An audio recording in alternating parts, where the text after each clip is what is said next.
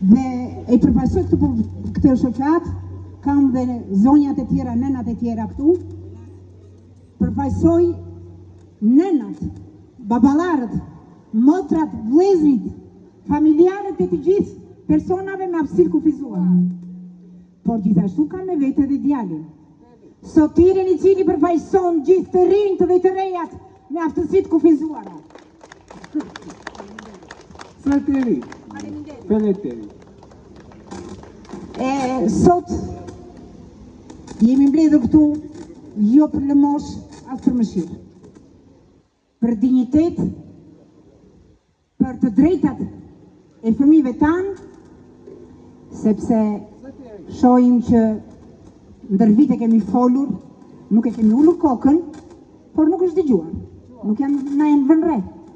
Ankesat, kërkesat që kemi pasur, dhe më vjen mirë të them që pata fatin dhe jam e nderuar sot jam këtu, në këtë shesh të hapur që të dëgjohet zëri im dhe i të gjithë prindërve, i fëmijëve tanë.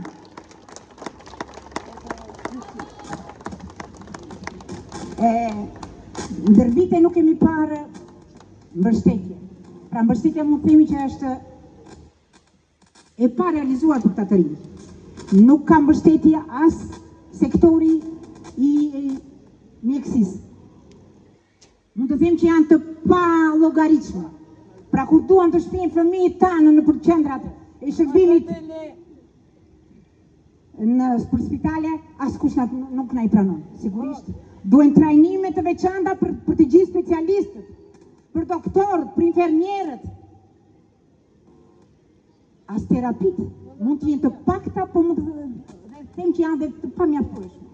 Ka nevojë për terapi këta të rinj. Ende rrugëve natë e ditë, dhe ja ku kam shembullin.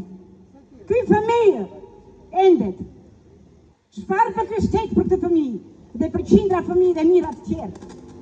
Çfarë bim ne prindër, që se kemi atë fuqi, se kemi atë kurajo që qajmë deri milot, ngrihemi dhe nuk shikojmë asgjë, një dritë në tunel.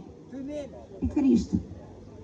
Thash dhe një herë dhe do ta theksoj dhe sërish, jam i lumtur që ndodhem këtu, në këtë hapësirë që ky zë të vazhdojë dhe të dëgjohet dhe të ngrihen të gjithë persona që janë prindrit, fëmijë, sepse tashmë ne këta i kemi të rinj.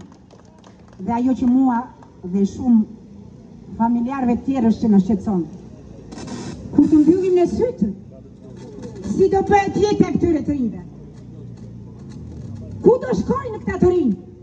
Cila dorë do t'i jap forcë t'i ngrejë këta fëmijë, këta të rinj, më fal.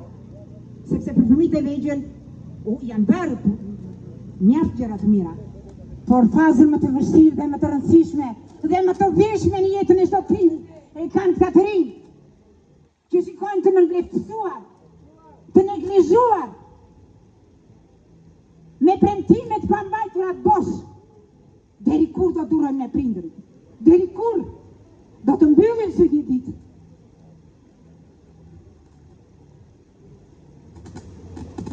Kaq kisha, por dua të transmetoj edhe një mesazh. Faleminderit.